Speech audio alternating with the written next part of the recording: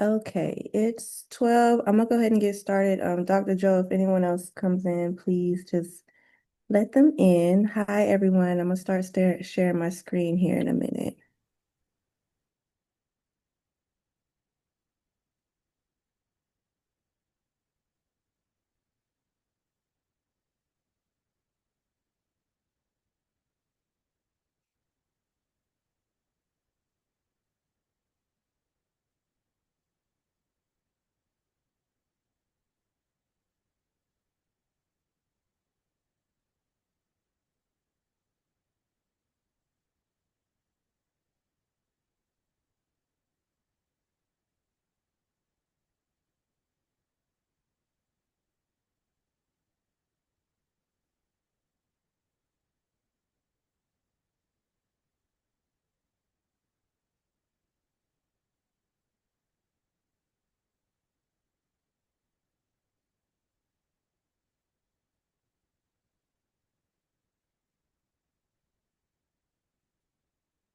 Okay.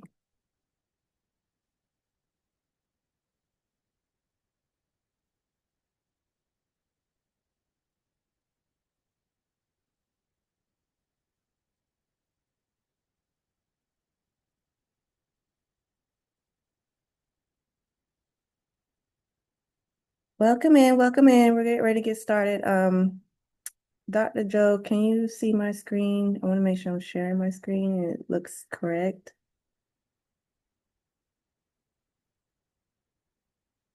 It says I'm Ye- sharing screen. Yeah, but we see the presenter view. Hmm. Um, I don't remember how I did it last time. Now I'm having difficulties getting it set up.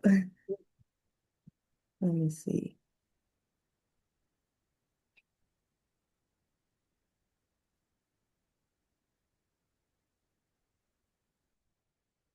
Minimize my Zoom screen.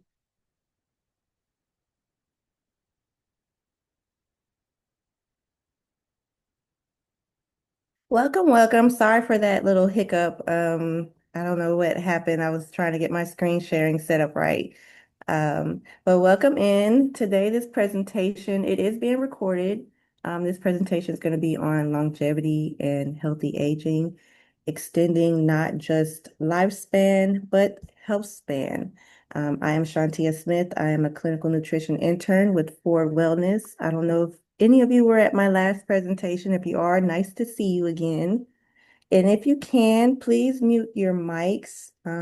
We'll be exploring how nutrition, lifestyle, and even our environment influences not just how long we live, but how well we live.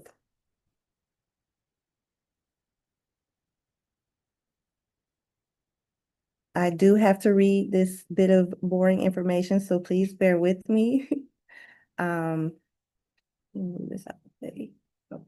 The information provided in this webinar is for educational and informational purposes only and is not intended as a substitute for professional medical advice, diagnosis, or treatment. Always seek the advice of your licensed healthcare provider with any questions you may have regarding a medical condition or health goals. Participation in this webinar does not establish a provider-client relationship with Ford Wellness or any of its presenters. While we strive to provide accurate and evidence-based information, individual needs may vary and the content presented may not be appropriate for all individuals. If this webinar includes fitness demonstrations or recommendations, please consult your physician before beginning any new exercise program. By participating, you acknowledge and accept the risks associated with physical activity and agree not to hold Ford Wellness, its affiliates, or its presenters liable for any injury or adverse outcome. Ford Wellness and its team members do not claim to diagnose, treat, or cure any disease. Any dietary lifestyle or supplement suggestions discussed are intended to support general wellness and should be used at your own discretion. By attending this webinar, you acknowledge and agree that Ford Wellness, its affiliates, and presenters are not liable for any actions or decisions you take based on the information provided during this session.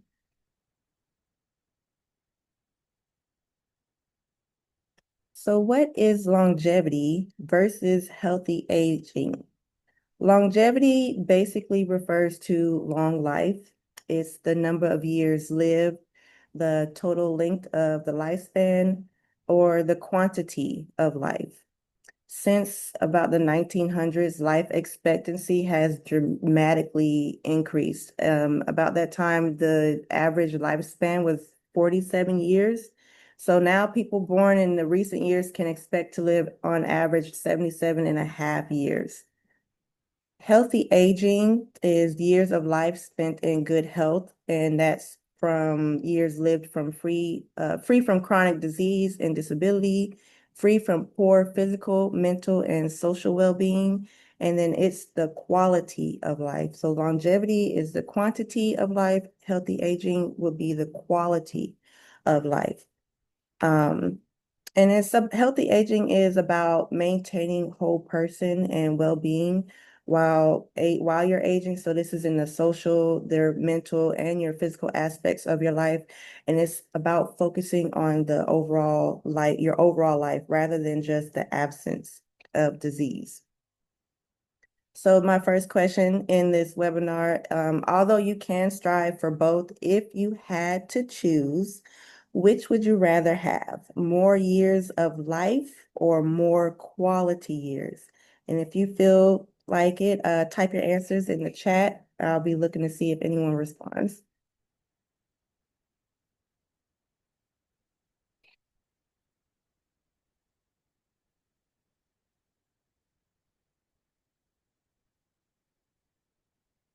Let's see.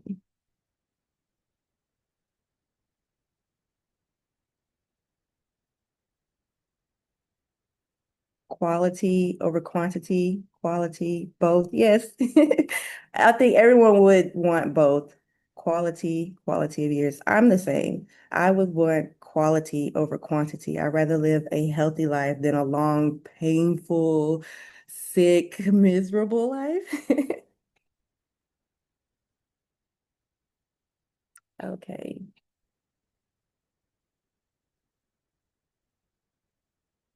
So, what is health? Well, as defined by the World Health Organization, optimal health is a state of achieving a balanced and high-functioning existence across all aspects of life, rather than just the absence of illness. So, health is the goal for everyone, and the active process of achieving and maintaining that goal is our well-being or our wellness. And this can be explained in a deeper level of terms. Going into interdependent pillars of that all require ongoing attention, and this will make up our well-being and eventually lead us to our optimal health. The pillars here that I have, there's 8 of them. These are just the common ones. When you do research and look into this, you'll see that there's many different categories. They can go deeper than just this. But for this presentation, these are the ones I chose to focus on. The first one is physical. This dimension of your well-being is caring for your body. Okay, this requires sleep, this requires nutrition, this requires exercise, stress reduction, and taking the appropriate health care to your taking appropriate steps to your health care. This helps to lower risk for disease when you put all these together in this category. And this in the emotional dimension, this is understanding and managing emotions, stress, and your coping skills. This is just being aware of yourself, accepting your thoughts, your feelings, and your behaviors, and managing them in a healthy way. You want to express your feelings without restraint, increase your capability of forming healthy connections with others, and this helps to reduce your anxiety and prevent burnout. Intellectual dimension is about interacting and creating creative and stimulating activities to expand your knowledge and your skills. This helps you to maintain, this helps to give you the ability to develop your creativity, to grow your mindset, and it also helps to strengthen your concentration, your critical thinking skills, and it helps to prevent stagnation. The environmental dimension focuses on promoting physical and emotional safety in your surroundings. You want to respect and preserve nature. And this is, when I say nature, I'm talking about where you live, where you work, where you learn, and of course, our physical nature environment. Ensuring these areas, you want to ensure these areas are pleasant and you want to support your well-being. So you don't want anyone to be disrespectful of you or be disrespectful to nature itself. You want that environment to feel good when you're there. Oh, sorry. Social dimension is about healthy and meaningful relationships with others. And with others, I mean with your family, with your friends, and within your community. You want to develop healthy communication skills. You want to respect yourself and others, and you want to show genuine concern for those in need. And this, when you develop this dimension of your well-being. It helps to reduce loneliness and improves resilience. Occupational dimension is about balance and satisfaction in your work or chosen activities. So you want to be aware of balancing your work requirements with your personal time. You want to build relationships with colleagues. You want to explore different career avenues and different activity options. And both of these, or this contributes to your sense of identity and sense of purpose. The spiritual dimension focuses on purpose, meaning, and connection to something greater than yourself. This is providing your sense of meaning in life, your purpose, the reason why you get up every day. This helps to create inner peace. And when I say spiritual, it doesn't mean that you have to participate in a religious practice. Religion is one avenue to building your spiritual dimension, but other ways could be spending your time volunteering or spending time in nature or self-reflection with yourself. And then financial dimension is about balance in your relationship with finances. This includes the psychological, the physical, and the spiritual relationship with finance, understanding financial processes as related to savings, income, debt, you want to learn to live within your means and make informed financial decisions, informed investments, and setting short and long-term goals that help benefit and build towards your financial goals in the future. You want to learn smart habits that can reduce stress and create stability.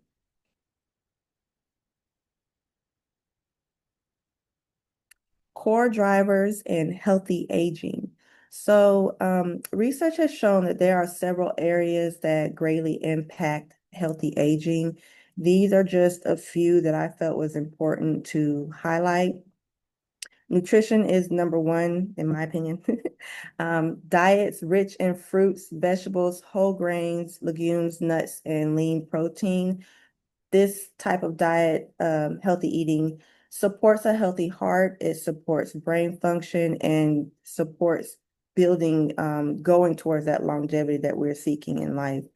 You want to limit processed foods, added sugars, and excess saturated fats, as doing so reduce the risk of chronic disease. You want to make sure you have adequate protein and micronutrients like calcium and vitamin D and the B vitamins, because these help protect muscle and bone health as we age. The second one is physical activity. I don't know if any of you participated in my webinar from May, but I dove pretty deep into physical activity. I talked about the benefits of movement and how that benefits our health and aging. So you want to aim for 150 minutes per week of physical activity, as this reduces the risk of major chronic diseases. And strength training preserves muscle and independence as we age. So movement keeps muscles strong, it keeps our joints flexible, it keeps our heart and lungs working efficiently. And this helps to prevent falls, which is a major risk for older adults. Number three, sleep quality is might be hard for some. I know, like me, I just had a baby, so I'm not getting quite 7 to 9 hours of sleep, but you want to aim for at least 7 hours of sleep, nine, of course, being great. 7 hours, 7 to 9 hours of sleep supports brain repair, so you'll have better cognition and immune function, and it supports hormone balance as well as memory consolidation and your immune health. Poor sleep has been linked to increased risk of chronic conditions like diabetes and heart disease and Alzheimer's. So you want to make sure you're trying to get the best quality sleep that you can. Number four, stress management.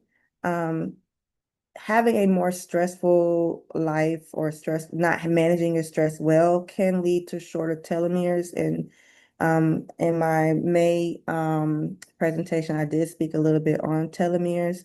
And if you guys want the link to that, please let us know. I'll be happy to send the link to that presentation if you missed it. Chronic stress accelerates cellular aging. So managing stress and nurturing your emotional balance are critical, very important for healthy aging. And then number five, social connection. Social connection has been shown to be a stronger predictor of longevity than some of other health metrics. Staying connected reduces isolation and it protects against depression and dementia. Supportive relationships contribute to resilience and stress reduction that add to that longer lifespan. What constitutes a healthy diet?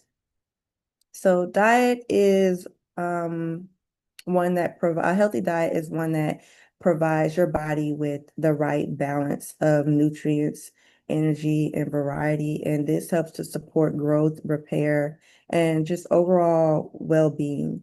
So a healthy diet includes the following fruit, vegetables, legumes, nuts, and whole grains. These are two food groups that you should try to focus on. The primary food group will be whole grains, vegetables, beans and legumes, fruits, nuts, and seeds. And then the secondary food groups would be healthy animal foods, your proteins, uh, primordial foods, which will be like mushrooms and seaweed.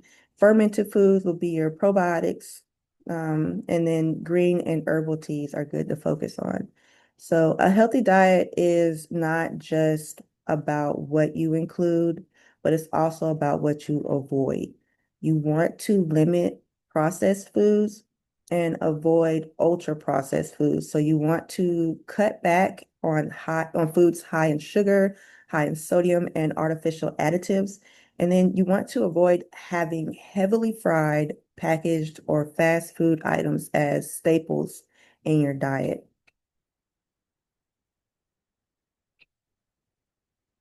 Nutrition foundations for healthy aging. Again, nutrition to me is one of the strongest levers I believe we have in promoting healthy aging. The foundations are about supporting longevity, maintaining function, and reducing the risk of chronic disease. So these are some nutrients that I think are important to focus on. Your omega-3s they help with your brain and cardiovascular health. Antioxidants help fight off oxidative stress. Protein helps prevent sarcopenia, which is a decline in your muscle mass as you age. That's something that happens as we age, but making sure you consume enough protein and adding in strength training to boost that protein intake can help prevent that.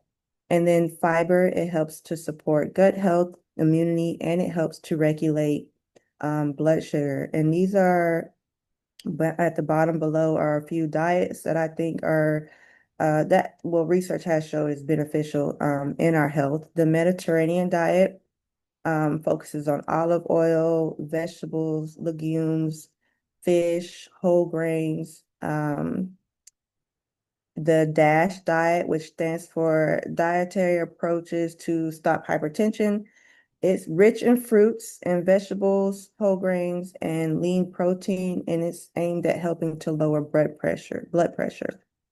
The Mind diet is a combination of the Mediterranean diet and DASH diet. It's Mediterranean DASH intervention for neurodegenerative delay. And this type of diet is designed to slow your cognitive decline. And then I included the Alternative Healthy Eating Index. This is a research-based scoring chart that compares the food that you normally consume to those that are shown to decrease risk of heart disease or other chronic diseases as you age. And studies have shown that people who eat healthy have been shown to have an 86% higher likelihood of healthy aging at the age of 80. I mean 70, sorry. The people in these studies that have higher scores on this tend to have lower risk of heart disease, type 2 diabetes, and certain cancers, lower risk of premature death. And this it shows that they have a better overall longevity and quality of life. So again, when you're eating, you want to focus on these type of nutrients.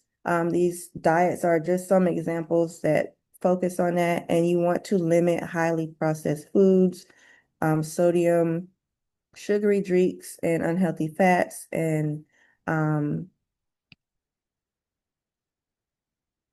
sorry, lost my place. Um, my mind went blank for a second. And then focus on these type of diets can help to have a healthier aging. So my next question, think about your last meal. How many of these nutrients that I just mentioned on the last screen were in it? If you feel like typing in the chat.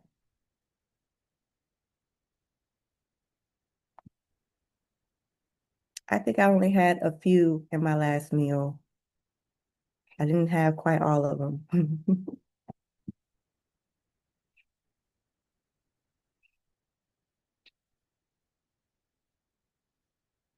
Oats.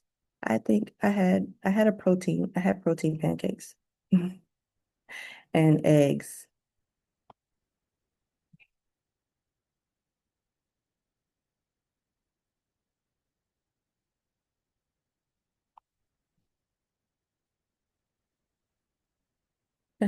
Spaghetti. Well, you have your protein in there.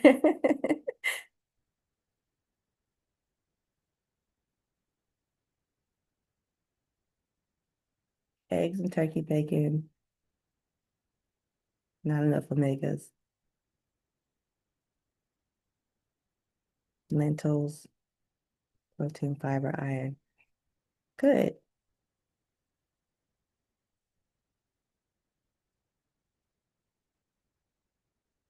Okay. Emerging nutrition concepts. So these are things that are becoming, I don't want to say, I don't know if popular is the right word. These are things that are research is showing to be beneficial with our nutrition. So personalized nutrition, this is individual based needs, nutrition on your needs. This will be your along the lines of your genetic predispositions, gut microbiome composition, lifestyle, and health goals.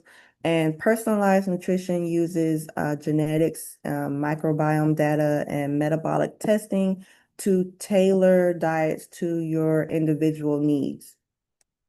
Sustainable eating prioritizes plant-based diets, locally sourced and seasonal produce, and reducing food waste. So sustainable eating looks at the impact of our food choices, not only on our health, but also on the planet. Focusing on a gut microbiome and overall gut health, there's been a lot of research showing that gut microbiome is connected to our immunity, our metabolism, our brain function. The trillions of microbes in our gut influence our digestion, our immunity, our mood, chronic disease risks. So diets that are high in fiber, fermented foods, plant diversity are being studied for their role in shaping the microbiome. Functional foods are foods that offer health benefits beyond basic nutrition, and these will be foods that are fortified with bioactive compounds. So beyond our vitamins and minerals, compounds, like carotenoids and flavonoids are being studied for their anti-inflammatory and anti-aging effects. Some examples would be like the curcumin in turmeric or the catechins in green tea. Technology in integration and nutrition. This is the integration of AI or machine learning that helps to analyze our nutritional data. So technology is a rapidly transforming area, and especially with nutrition. And so examples of this technology in nutrition would be like your wearable technology that analyzes yourself. Telehealth and even virtual health counseling, nutrition counseling are technology integration into nutrition. And I saw this quote, the future of nutrition points towards a more personalized, sustainable, and technologically integrated approach to food and overall well-being. And I think that is so true. Mental and emotional well-being. One study that I researched for this examined the sense of purpose as an essential determinant of health outcomes. And in that study, it found that the greater sense of purpose in life reduces mortality risk. It suggests longevity in that population that was studied. Cognitive engagement delays dementia onset, and keeping your mind sharp, um, like doing reading or puzzles, that helps to delay dementia onset with our aging. Meditation and mindfulness, this helps to lower blood pressure and improve immune function. So you want to do your best to be stress-free, be relaxed, and find ways to cope with stress so that your blood pressure remains low and you overall feel well. Environment and longevity. So I read something that said where you live can matter as much as how you live when it comes to longevity. So we talked about the social kind of aspect of environment, but what about the physical? I don't know how often you think about the physical. Air quality affects respiration and cardiovascular risk. So long-term exposure to pollution increases risk of heart disease, lung disease, and even premature death. So cleaner air is strongly tied to a longer life expectancy, as pesticides, plastics, heavy metals, things like that can disrupt our hormone. It can increase our risk for cancer, and it can also accelerate aging. Green spaces help to reduce stress and encourage more activity. So in communities, neighborhoods where there are parks, sidewalks, safe outdoor spaces, these type of environments encourage physical activity. And it also encourages social connection, stress reduction, and overall better feeling with yourself. Sunlight exposure means more vitamin D, which means stronger bone and immunity health. Regular time in nature reduces stress hormones. It lowers your blood pressure, boosts your immune function, and all of these. And the vitamin D is good because as we age, our bone density can change. So you want to make sure you're getting some vitamin D to help support that because you lose that as you get older. Oh, sorry, I forgot something on that side. Genetics play a role, but research suggests only about 25% of lifespan is genetic. The rest is influenced by lifestyle.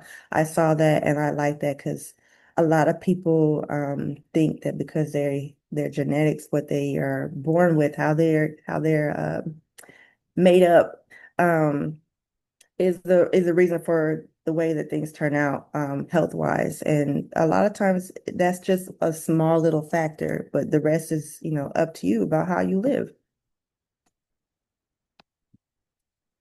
So my next question, where you live now, do you feel it supports healthy aging, yes or no? And if you feel like sharing in the chat, uh, type it in the chat. Where I live, I'm kind of on the outskirts of a major city, so it's more quiet out here. It doesn't encourage much walking to me. The air is not the best because we are by I believe, a sewer plant. So I don't think that where I'm currently at does not support healthy aging. No, no, no. Somebody said yes. Ted, you said yes. That's good. Oh, wow. Cancer Alley. You got to get up out of there, Leah.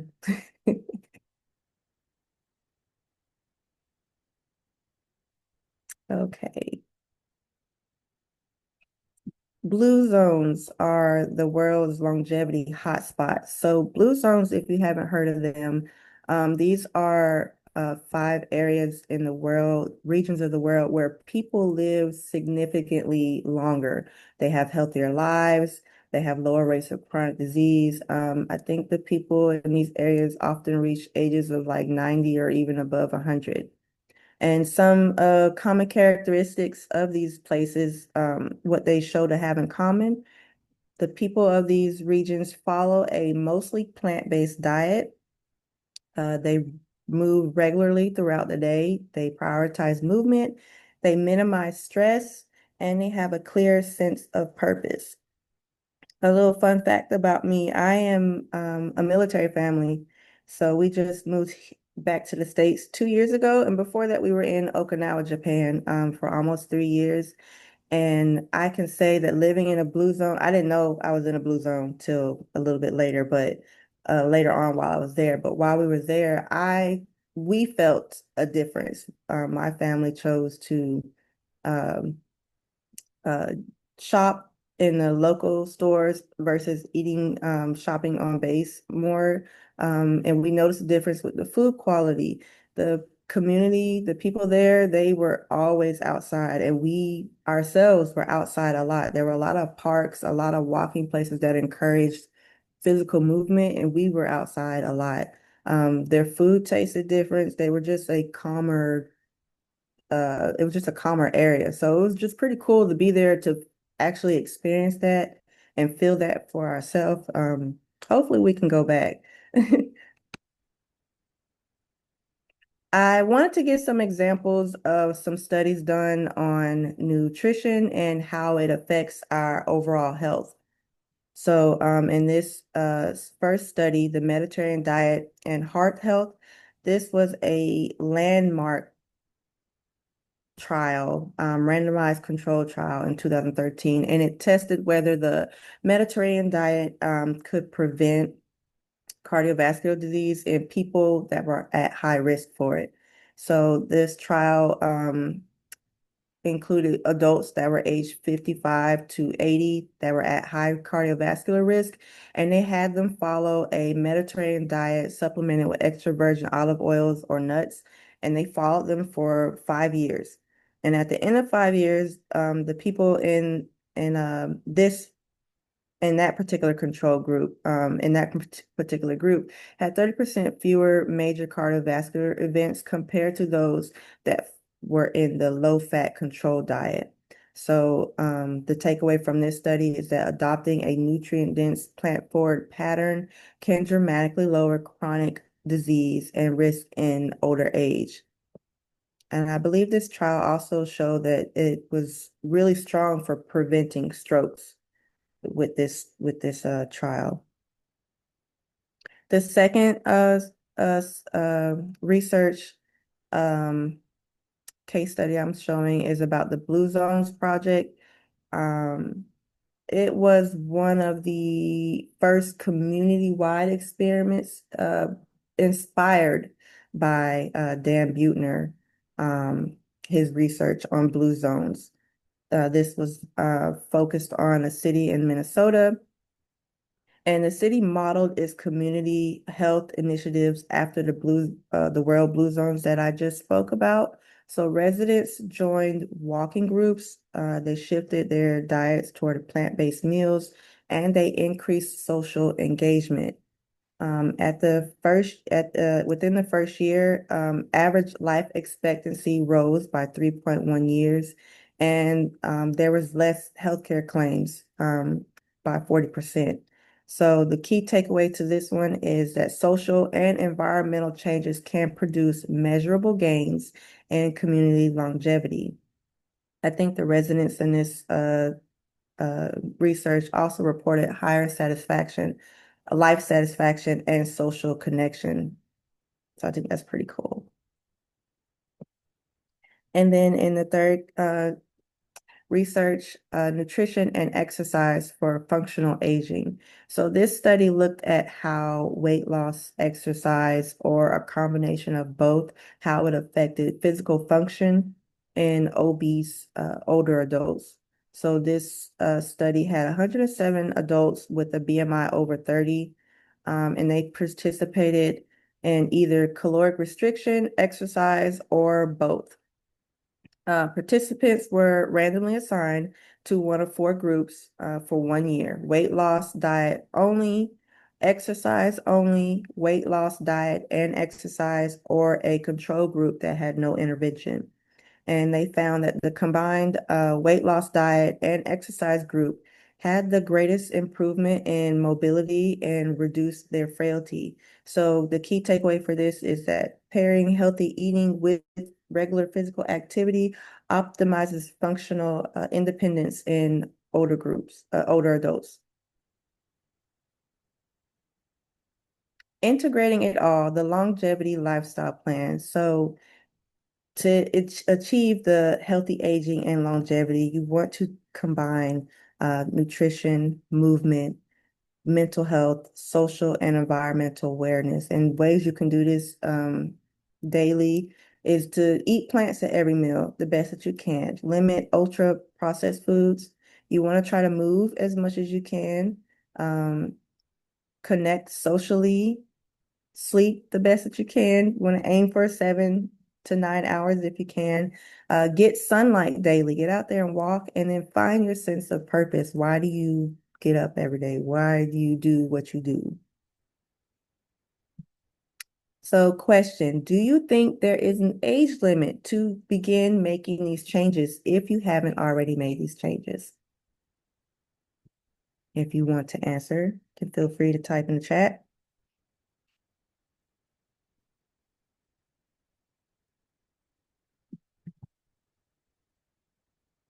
Never too late. No age limit. Now is the best time. I agree. No age limit.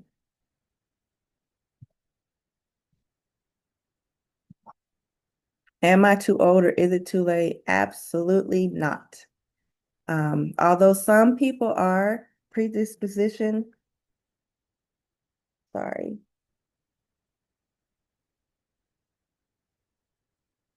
hold on a second, y'all. Rye, the elementary school is calling, so I don't know if they're gonna call you back. I can't take the call right now. Sorry about that. Um, So although some people are predispositioned to develop a condition or conditions at some point in life due to their genetics and exposures from their environment, this isn't a guarantee to become a full-blown disease all on their own. You need something else to help set that off, or a cofactor. So an unhealthy lifestyle and a poor diet will often contribute to your disease risk if you are already at a predisposition to develop something. The potential for healing, though, exists at any stage. You doesn't matter how old you are, your condition, as long as you make the changes, you can still add years to your life. So adopting a healthy diet and lifestyle has potential to still prevent, slow, and even reverse many diseases. And then those case studies that I showed were just a small example to show that changes at any age, at any status of yours can greatly benefit your health in the long run. So review the main takeaways. Longevity is quantity of life. Healthy aging is quality of life. Longevity and healthy aging is a multifactorial component, but nutrition is an essential factor. So I do think nutrition is one of the bigger things that you can, take control of for your health, for your future, for yourself. Core drivers, nutrition, physical activity, sleep quality, stress management, social connection.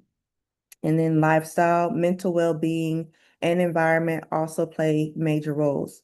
So taking small small steps, making small changes, and building these consistent habits over time can make big changes and add years onto your life. So if anyone has any questions, type them below. I'll do my best to answer them.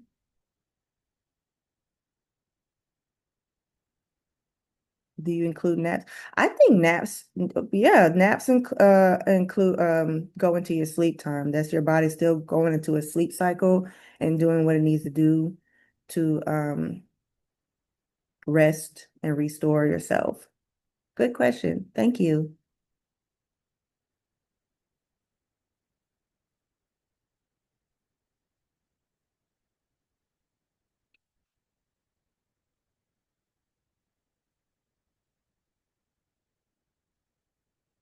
Any other questions?